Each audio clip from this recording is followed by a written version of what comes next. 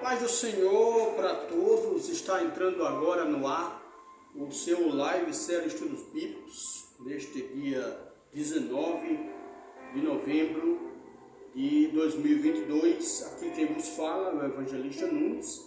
Hoje o nosso tema é um tema muito espinhoso, né? Porque não é fácil falar sobre essa questão de cachês para cantor, para pregador, uma vez que a gente precisa usar um pouco do bom senso, né? Então eu vou analisar biblicamente algumas tendências, né? E vou falar, é correto pregador e cantor cobrar cachês? O pregador cobrar para pregar e o cantor cobrar para louvar, cantar em determinadas congregações ou em casas de shows, como já tem ocorrido muito. Então nessa noite, está entrando aqui no ar o live série Estudos Bíblicos. Eu prometi uma live, duas lives por semana, e nessa semana eu já trouxe, na quarta-feira, eu trouxe uma live falando sobre a questão da pena de morte. Não sei se você acompanhou, ela está no nosso Facebook, no perfil, se você quiser acompanhar, e também está no YouTube, @Evangelista Nunes.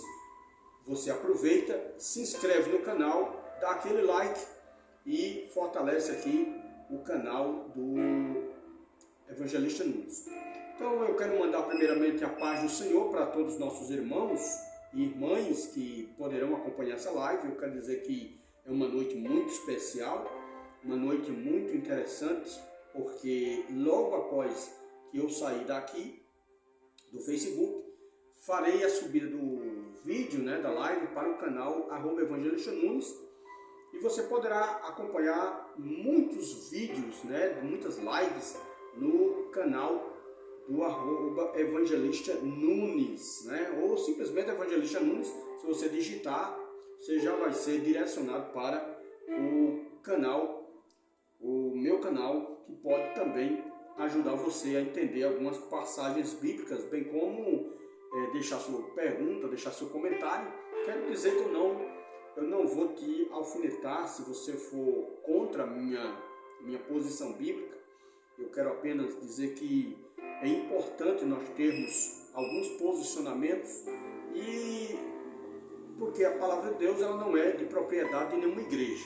Na verdade, a Bíblia não é propriedade do catolicismo, O catolicismo fez isso durante o período da Inquisição, da Santa Inquisição, que quem fosse achado, por exemplo, com a escritura traduzida ou alguém recitando partes da Bíblia, era preso e poderia ser queimado vivo em praça pública.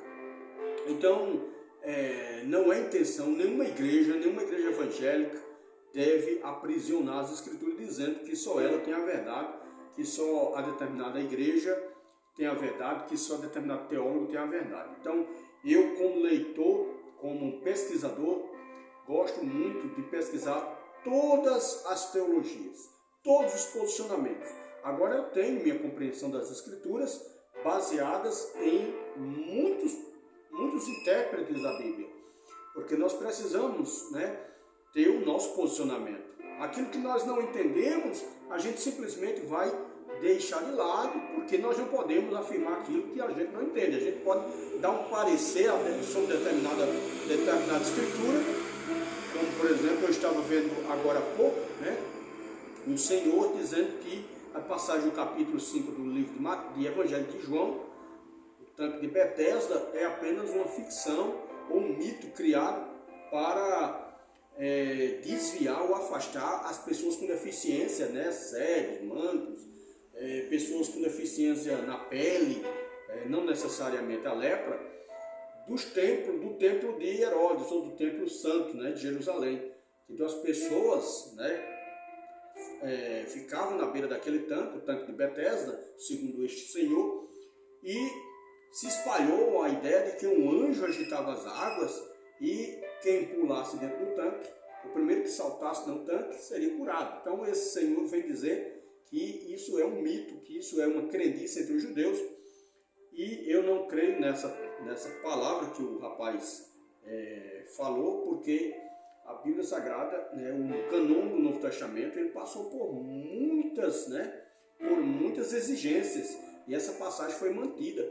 Então, o texto lá realmente é autêntico, realmente existia sim esse tanque de Betesda, e as pessoas aguardavam que um anjo viesse agitar as águas. Não o anjo curava ninguém, o anjo não curava, o anjo apenas agitava as águas, e a fé daquela pessoa ao saltar no poço, no tanque, veja que o próprio Jesus ele não questionou o homem que havia ali 38 anos esperando uma oportunidade, mas como ele era um homem que estava totalmente incapaz de se levantar e de se jogar ao tanque, então ele já estava ali com 38 anos naquela situação. Então Jesus não questionou, não é isso? Quando ele falou assim, quando o anjo agita as águas, não tenho ninguém para me lançar no tanque ou nas águas. Então Jesus não disse para ele que era um mito, que era uma invenção, não há texto em parênteses ali, não há palavras em parênteses, isolando o texto de jeito nenhum. O autor João, inclusive só João, o evangelista, registra essa passagem. Os outros três, Mateus, Marcos e Lucas, não registram. Todavia, o texto é autêntico. Amém? Então, é preciso examinar as Escrituras para não cairmos em engano, para não cairmos em charlatanismo ou mentiras desviando a gente da verdade. Então, hoje eu quero tratar com você dessa temática. É correto pregador e cantor cobrar cachês?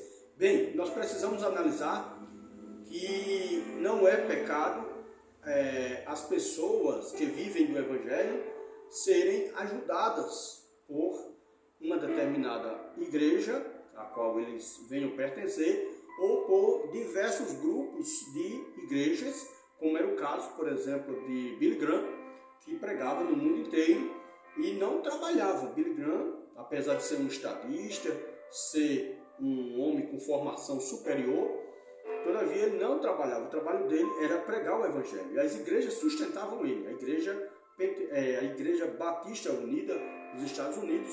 Se eu estiver errado, pode me corrigir aqui, fique à vontade. Fico muito feliz quando alguém corrige as minhas palavras, desde que eu esteja errado, tá certo? E eu digo, Billy Graham nunca usou do seu dinheiro para pregar. E ele pregava, e tudo era pago pela igreja, pelo ministério, e assim foi. Então, a igreja, ela não pode reivindicar, por exemplo, quando ela se torna, por exemplo, uma entidade legitimamente documentada dentro da nossa legislação, quando ela tem o CNPJ, ela precisa ter um nome, né? Para se abrir uma igreja no Brasil, você precisa apenas de um nome. Esse nome não pode ser repetido de outra denominação. E ali você vai criar uma mesa diretória, vai ter que ter um advogado ou um contador, e vai precisar de algumas coisas. Então, essa parte, ela não é da igreja espiritual, não pode ser aplicada à igreja espiritual. Porque a igreja espiritual, ela é a igreja mundial, ou seja, todos os cristãos do mundo inteiro que agora estão imersos no corpo de Cristo, que estão agora são participantes do corpo de Cristo, como Jesus disse, aquele que não comer da minha carne, não beber do meu sangue, não tem parte comigo. Então, a expressão comer aí está no sentido de comunhão. Então, quem não comunga ou quem não tem essa comunhão com Cristo não faz parte da igreja que vai subir para o céu. Então, quando fala isso, não é a igreja legalmente colocada diante da lei. A legislação que rege a questão da igreja, ela precisa ser cada vez mais exigente. Realmente, já houve tempo que era mais fácil abrir igreja. Eu me lembro que no tempo que meu pai abriu a congregação Caminho de Sião, e a Igreja de Cristo, a Caminho de Sião, no ano de 94, ele lutava muito. Quantas viagens ele não deu a pé para o centro, com uma pastazinha debaixo do braço, né? Pedir ajuda a um, pedir ajuda a outro. Hoje você com R$1.000, né? Com R$1.000, isso já incluindo o trabalho do contador, o trabalho do advogado, chega a um montante de R$1.000 aproximadamente. Então, não é difícil hoje abrir igreja. Abrir igreja no sentido igreja física, né? Igreja, comunidade evangélica, não é difícil abrir. Então, mas quando falamos uma pessoa que vive do ministério, uma pessoa que vive do louvor, da pregação, que anda de forma, diria assim, aleatória, né? Está aqui numa cidade, amanhã já está em outra. Essa pessoa, ela é sustentada como? Né? Ela pode ser sustentada pelo ministério, sim ou não? Ou pode ser sustentada com a cobrança dos ingressos, no caso, se ele for pregar ou cantar em determinado local, fica até, eu diria, destonante, ou seja, não combina muito com a Bíblia, cobrar para pregar, cobrar para louvar, com ingresso, né? E assim, o ingresso para você ver fulano é tanto. Isso se está acontecendo muito nessa área do chamado coaching, né? A palavra coach significa aquele que vai se apresentar diante de uma determinada plateia, né? Infelizmente eu tenho que usar esse termo, porque aqueles que estão ali aguardando, por exemplo, como um Cláudio Duarte, né? Um Josué Gonçalves, que são palestrantes sobre casamento, e esses homens, eles cobram o ingresso, inclusive quando veio aqui para Campina Grande, eles cobraram o ingresso, não era barato não. Então assim, errado? Não. Mas, eu posso legitimar isso na Bíblia? Também não. Por quê? Porque Jesus disse, dai de graça o que de graça recebeste. Se a reunião é para a pessoa pregar e orar pelos enfermos e cantar louvores espirituais, adoração, e ele vai cobrar um determinado valor para fazer aquilo ali, não é correto. Entretanto, se aquela pessoa é formada, né, como é um caso de Cláudio Duarte, ele é um psicólogo, ele é uma pessoa que trabalha nessa área de aconselhamento de casais, tem a sua igreja, né, e vive de palestra, e vive desse meio com o qual ele está inserido. Então, secularmente falando, isso não é errado, não é errado. Mas, para botar mais lenha na fogueira, né, eu gostaria de estar citando aqui 1 Coríntios, livro de 1 Coríntios, capítulo 9.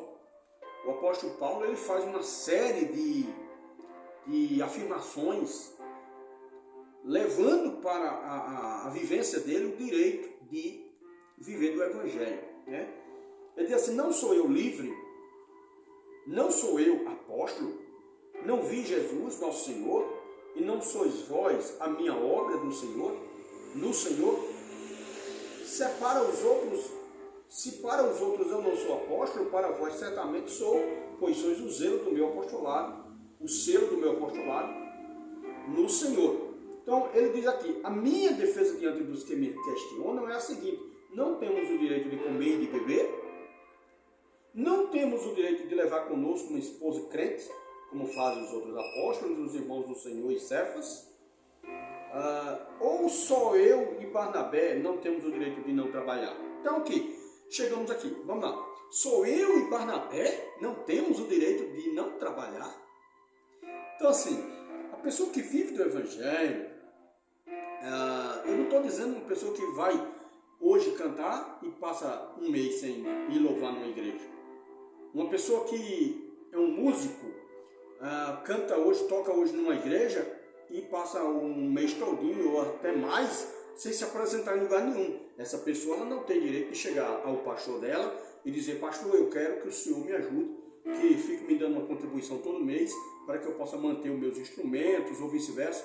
Então isso não é bíblico, não é correto. Primeiro porque nós não temos, a igreja, eu acredito que ela não tem essa estrutura, né? Não tem essa estrutura, fosse quer colocar todos os cantores, todos os pregadores, uma lista para serem ajudados, para serem mantidos ali financeiramente. Então a igreja não pode, não deve, né? O apóstolo Paulo ele ele quando cita uma lista de ajuda, ele faz isso para as viúvas. Ele diz assim, não seja inscrita na lista viúva que não tenha mais de 60 anos. Ou seja, tinha que ter mais de 60 anos. Deixa eu te afirmar. Segundo William Coleman, um grande historiador, um grande pesquisador da área de arqueologia, de história do Novo e do Antigo Testamento, ele chega a dizer o seguinte, uma pessoa com a estimativa de vida na época de Jesus, 60 anos era muito. 60 anos, as pessoas geralmente não chegavam a essa idade. Primeiro porque a saúde era precária, a questão da higiene era precária, e isso não levava as pessoas a ter uma vida longa. Então, o apóstolo Paulo chega a dizer assim, olha, não coloque na lista, ele escrevendo a Timóteo, não coloque na lista mulheres viúvas que não tenham 60 anos. Ou seja, e as que são verdadeiramente viúvas. Por que ele diz isso? Eu não estou entrando em outro assunto, eu estou falando aqui que a igreja não tem obrigação de sustentar pregador e cantor, não. Se a igreja tiver condição, ela vai sustentar quem? Ela vai dar um apoio financeiro a quem? Ela vai dar apoio financeiro à liderança, a pastores, a evangelistas que trabalham no evangelho, presbíteros que trabalham diretamente com a questão do ensino. Estou falando em igreja com ampla estrutura, né? Então, olhando isso aqui, esse versículo, Paulo questionando, dizendo, só eu e Barnabé não temos o direito de viver sem trabalhar? Olha, é interessante. Mas quem era? Agora, volte para a Escritura, 1 Coríntios capítulo 9, e olhe quem era Paulo e Barnabé. Primeiro, Barnabé, praticamente, ele deixou a sua vida secular para se empenhar no Evangelho junto com Paulo. Né? O próprio Paulo deixou tudo, deixou sua formação como fariseu. Ele recebia, como fariseu, ele recebia uma ajuda de custo para manter as suas vestes, manter o seu padrão como fariseu. E para ser instruído por Gamaliel, a melhor escola na época seria uma facisa da vida hoje. Seria equivalente a uma facisa. Então, Gamaliel era muito respeitado e não era barato. Não era barato estudar com o mestre Gamaliel. Então, naquela época, eles tinham condição. Só que Paulo, escrevendo aos Filipenses e aos Gálatas, ele diz que abriu mão de tudo isso. Então, ele agora vivia do Evangelho. Aí, por isso, ele faz essas afirmações. Ele diz, só eu e Barnabé não temos o direito de não trabalhar. Quem vai participar de uma campanha militar às próprias custas? Olha, está dizendo aqui, nenhum soldado vai custear a sua própria ida ao exército, é isso que ele quer dizer. Então, eu sou soldado de Cristo? Sou. Eu estou engajado numa batalha? Estou. Mas, se eu tomar conta, por exemplo, de uma igreja em tempo integral, tem isso. Se eu tomar conta da igreja, ou eu tomo conta de uma igreja, mas não é em tempo integral. Por que não é em tempo integral? Porque eu não vivo das ofertas e dos dízimos que entram na igreja. Eu tenho meu emprego, eu tenho minha vida secular, mas quando um pastor ele sai, deixa a sua vida secular, do seu trabalho secular, e passa a viver somente da igreja, aí sim, aí ele faz jus ao sustento que a igreja dá. Agora, para sustentar um pastor, ele precisa ter atendimento nessa determinada igreja em tempo integral. Toda hora que você procurar o pastor, ele está ali. Pastor, eu queria que o senhor orasse pela minha família. Agora mesmo está passando por uma dificuldade terrível. Aí você vai encontrar o pastor lá. Mas se você vai a uma igreja hoje, a igreja está fechada. As igrejas estão fechadas. As únicas igrejas que se abrem integralmente, não sei, posso estar errado, são as igrejas universal. a Igreja Universal, a Igreja Internacional da Graça de Deus, ou daquele Agenoduc. São as igrejas que não ajudam, são as igrejas que mais tomam dinheiro do povo. São os fanfarrões do Evangelho. As igrejas na época, elas eram abertas ou fechadas? Não existia igreja, templo, até o final do segundo século, né? Segundo o livro de Eusébio de Cesareia, História Eclesiástica. Então não existia nenhuma igreja como templo na época. Isso não quer dizer que é errado possuir uma igreja como local físico, de jeito nenhum. Quem está afirmando isso está mentindo, está tentando ludibriar o povo para levá-los para uma dimensão aparente, como aquela que a mulher samaritana estava dizendo para Jesus, né? Vinha para o monte, né? Vocês dizem que Deus está em Jerusalém, no templo. Nós samaritanos dizemos que ele está no Monte Gerizim. E aí ficou aquele grande debate, só que Jesus disse aquela grande palavra que diz lá, nem no templo, nem em Jerusalém, mas os que o adoram em espírito e em verdade. É claro, era pecado, era proibido construir um templo. Os judeus, eles permitiam sinagogas devido à diáspora, devido os judeus serem espalhados por muitos lugares e aqueles judeus não poderem fazer uma viagem, aqueles judeus que não tinham condição financeira de sair para uma distância, né, como era no tempo do Pentecoste, vinha judeus de todas as regiões. Então eles permitiam as sinagogas. A sinagoga era como se fosse um local adequado, como uma mesquita hoje para os muçulmanos, um local onde as pessoas daquela religião poderiam se encontrar. Os cristãos não podiam fazer isso. Os cristãos não eram permitidos a eles construírem templos, porque para isso eles acreditavam que era idolatria. Mas nenhum cristão, nenhum apóstolo, até o final do século, no século I, disse que era errado você se reunir em um outro local. De jeito nenhum. Está escrito lá em Atos dos Apóstolos, capítulo 2, que todos os dias, no templo e nas casas, eles se reuniam. Então, se você olhar para aquele contexto, você vai ver que eles se reuniam ao ar livre, eles se reuniam nas casas, porque a maioria daqueles cristãos, deixa eu dizer para você, a maioria daqueles novos cristãos eram do judaísmo. E quando eles aceitavam a Jesus, eles compravam uma briga com o judaísmo. Porque o judaísmo não aceitava que Jesus fosse Deus, que Jesus fosse a manifestação, o Emanuel. Então eles já entravam em atrito. Então não permitiam entrar no templo, adorar no templo, somente os líderes, como Paulo, Pedro, porque eles tinham a liberdade de fazer isso.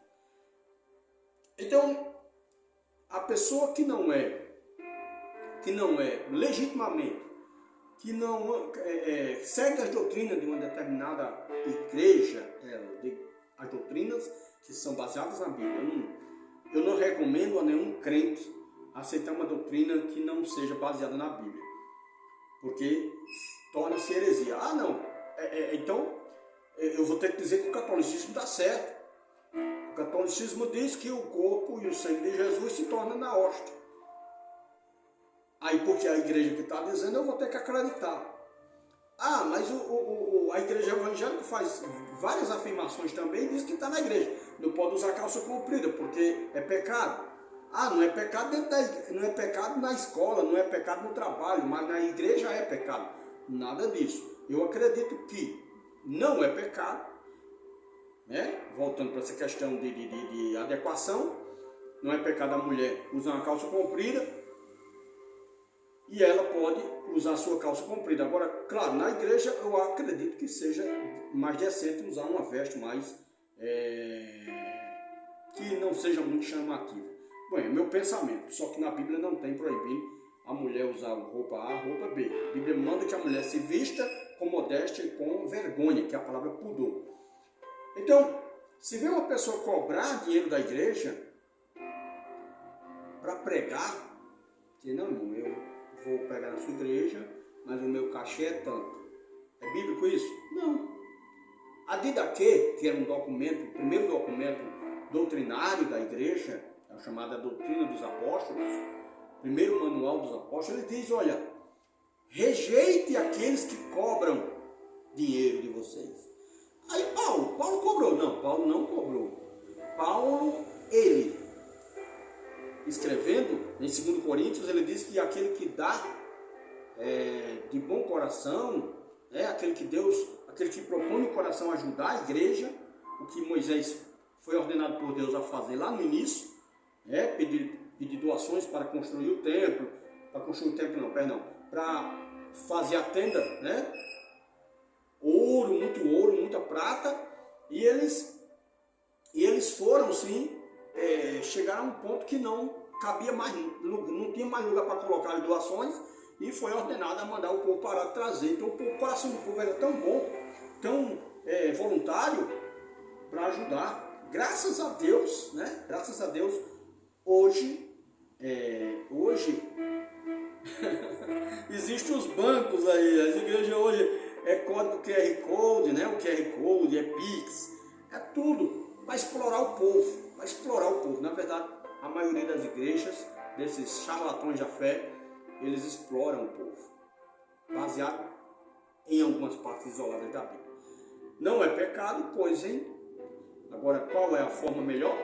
O cantor chega na sua igreja, eu convido o cantor vai fazer o quê? Irmão, eu venho de tal lugar, eu quero que o irmão me ajude, pague o Uber para mim, ou se ele tem transporte, eles pedem uma ajuda de custo, e assim por diante. Mas dizer assim, eu cobro tanto, eu vou com 1.000 na sua igreja. O pregador diz, eu quero 2.000, chega aí, acabou. Aí eu digo, meu filho, eu vou dar os 2.000 reais, mas eu quero 5 pessoas convertidas, 2 aleijados andando e 2 curados de câncer se levantando. Aí o caba, as pernas ficam logo bambas, porque sabe que não vai dar certo. Ele vai dizer, meu Deus, eu vou pregar e isso não vai acontecer. Então assim, já dá de graça que de graça recebeste. Não se pode, moral da história de hoje, não se pode cobrar para pregar e não se pode cobrar para louvar. Porque a Bíblia diz, estejam em vossas gargantas os altos louvores a Deus. Ou seja, existe o cantor profissional, aquele cantor que traz a banda, Esse sim, esse precisa de uma ajuda de custo boa. Ele vai calcular mais ou menos o que ele vai gastar. E se aquele ministério tiver condição de bancar, amém. Mas só vem o cantor, vamos lá. O cantor, vamos lá dizer, o Chaga Sobrinho da vida. O Chaga Sobrinho, ele anda com a banda. Ele precisa de um camarim para se ajeitar, para botar aquela capa vermelha dele. Aí ele vai, cobra tanto, 2.000 reais, 5.000 reais. Estou fazendo uma por alto aqui. Ele está correto? Bom, se os músicos que tocam na banda dele são assalariados, se ele precisa para manter pagar o combustível do carro, do caminhão, da carreta que vai trazer os instrumentos, isso aí não está errado, certo? Não está errado. Se um determinado ministério quiser fazer isso, cobrar, pagar o que ele está fazendo, amém. Só que estou falando aqui de pregador que vai na sua igreja, que cobra para pregar. Eu até admiro uma pessoa, por exemplo, que, vamos lá, um Eliseu Rodrigues da vida, é famoso. Aí ele vai ser convidado para a sua igreja para pregar. Vai calcular o que ele vai gastar para chegar na sua igreja e a acomodação.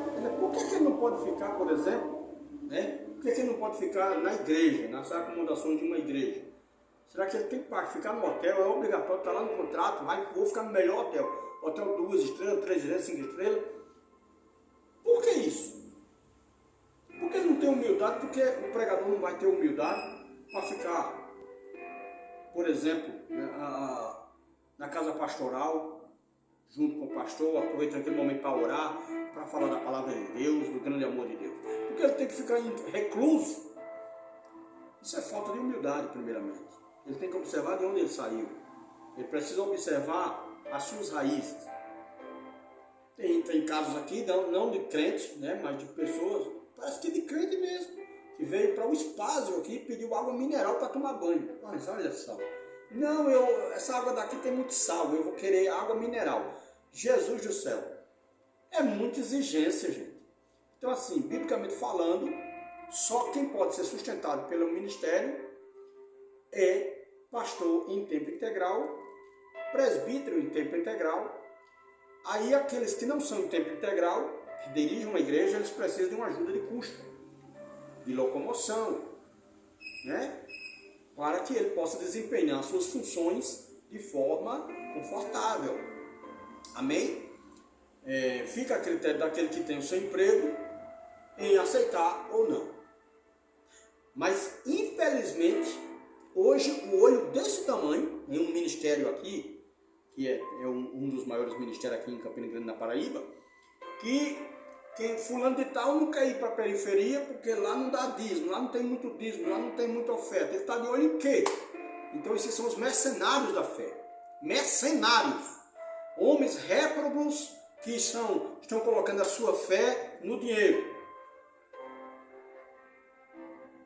Eu tenho certeza que eles não tinham ido pregar no deserto de Damasco, como Filipe foi. Esses homens certamente estão dominados pelo dinheiro.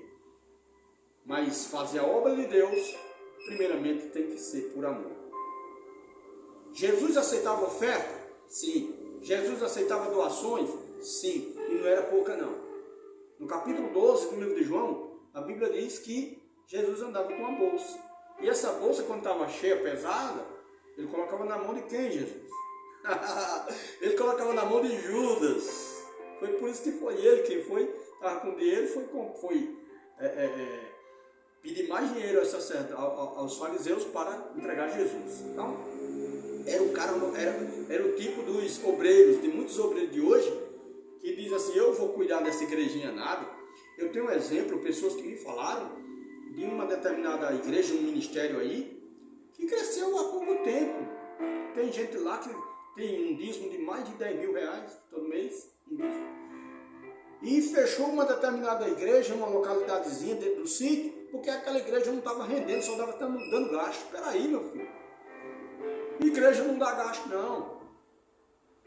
Igreja não é para crescer em cima de dinheiro, não. A igreja ela tem que ser famosa pelas curas, pelos milagres que Jesus tem operado, por vidas salvas, por vidas restauradas. Isso sim. Agora, meu irmão, se você é cantor, se você é pregador, e se você precisa de uma ajuda de custo para se deslocar, você não precisa estipular o valor, não. Você diz, irmãos, eu só preciso de uma oferta de amor. Se a igreja puder tirar uma oferta de amor, para mim, amém.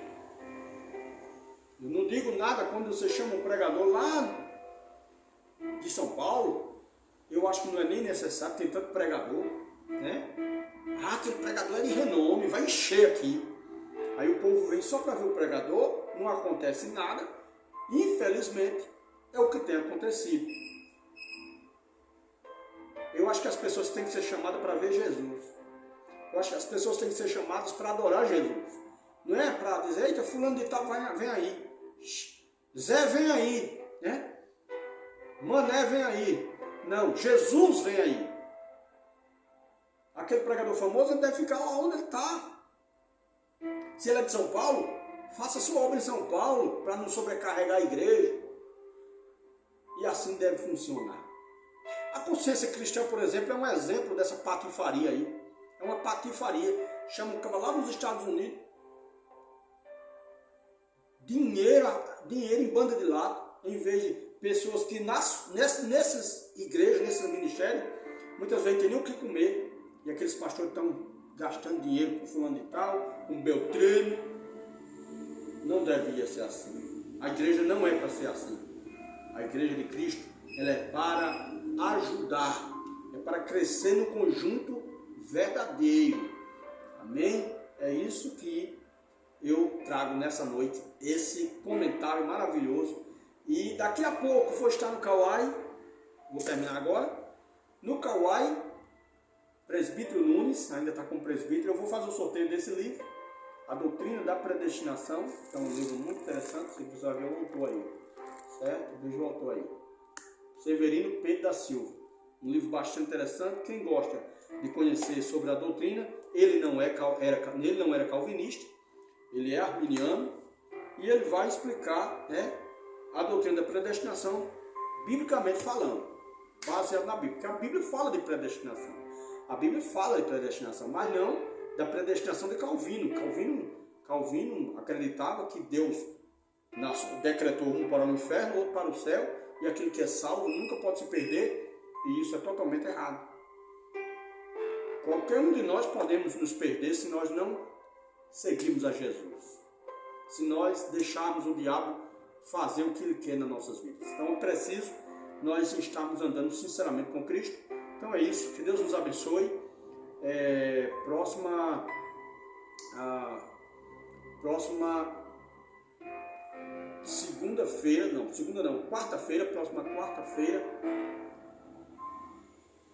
quarta-feira eu estarei novamente aqui no nosso Facebook, Nunes Pereira, comentando um novo tema, tá bom? Logo, logo estarei colocando aqui o tema que é certamente muito interessante. Eu gostaria antes de concluir aqui, eu gostaria de estar trazendo aqui a carta de 2 Tessalonicenses, Paulo escrevendo a Tessalonicenses, no capítulo 3, ele fala o seguinte: ordenamos-vos, irmãos, em nome de nosso Senhor Jesus Cristo, que eviteis todo irmão, olha só, que proceda de modo desordenado e contrário à tradição que de nós recebestes. Vós mesmos sabeis muito bem como deveis imitar-nos, porque não vivemos entre vós de modo desordenado. De ninguém recebemos de graça o pão que comemos. Pelo contrário, com esforço, cansaço, de noite e de dia, trabalhamos para não sermos pesados a nenhum de vós. Não que tivéssemos esse direito, não que não tivéssemos esse direito, olha o que Paulo diz. Mas assim agimos para que nos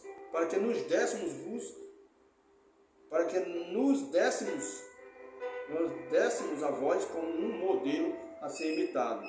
Com efeito, quando estávamos entre vós, isto vos ordenávamos: quem não quer trabalhar, também não coma. Então, essa passagem é para concluir aqui. O cara é ocioso. Paulo, ele não explorava a igreja, ele não é que ele queria, quanto mais tinha, mais queria, não. Hoje é desse jeito, quanto mais tem, mais quer. E infelizmente, esses exemplos seguiam, Silas Malafaia, esse outro aí, R.R. Soares, esse Agino Duque, esse outro aí, o Chapelão, que esse é o pior que tem.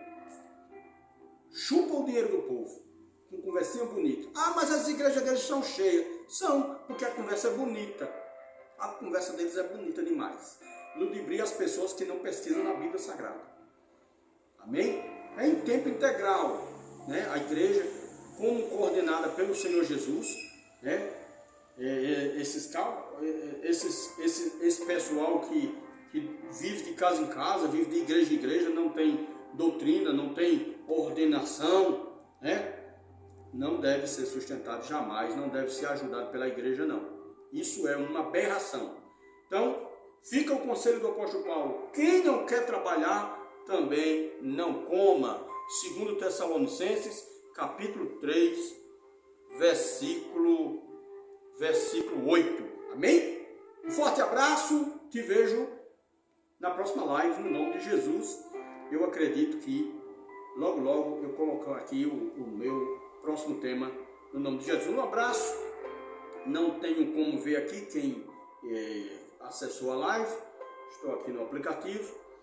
Mas com certeza, deixa eu te dizer que Deus te abençoe, que Deus te ajude e que nós possamos viver uma vida organizada, ordenada, como diz o apóstolo Paulo. Amém? Deus abençoe.